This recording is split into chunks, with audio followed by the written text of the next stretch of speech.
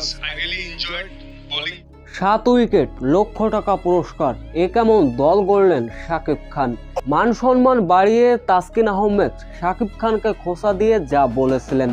বিস্তারিত জানতে ভিডিওটি না টেনে সম্পূর্ণ দেখার অনুরোধ রইল। বিপিএল হিস্ট্রি থেকে দেশের হিস্ট্রি, সাকিব আল হাসান থেকে মোহাম্মদ আমির, সকলেরই উইকেট ভেঙে দিলেন তাসকিন আহমেদ।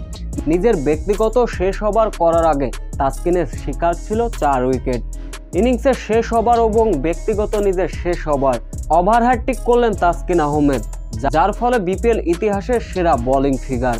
19 রান খরচায় তাসকিন আহমেদ নিয়েছেন 7 উইকেট, যার ফলে দুর্বার রাজশাহীকে 176 রানের লক্ষ্য ছুড়ে দিয়েছিল ঢাকা ক্যাপিটালস। শুরুতে অবশ্য ব্যাটিং করতে নেমে ভালো একটা শুরু হয়নি দুর্বার রাজশাহীর।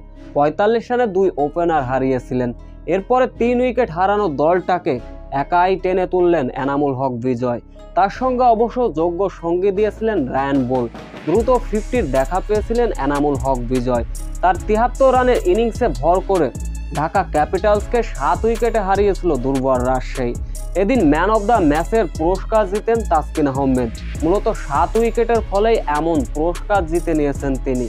পুরস্কার জয়ের পরে শাকিব খানকে খোঁচা দিয়ে বলেন, শাকিব খানের ঢাকা দল কেমন ভাবে তৈরি করেছে যে বারবার এমন ভাবে হারছে। লক্ষ টাকা পুরস্কার এবং 7 উইকেটের ফলে মান সম্মান আরো বাড়ালেন তাসকিন আহমেদ।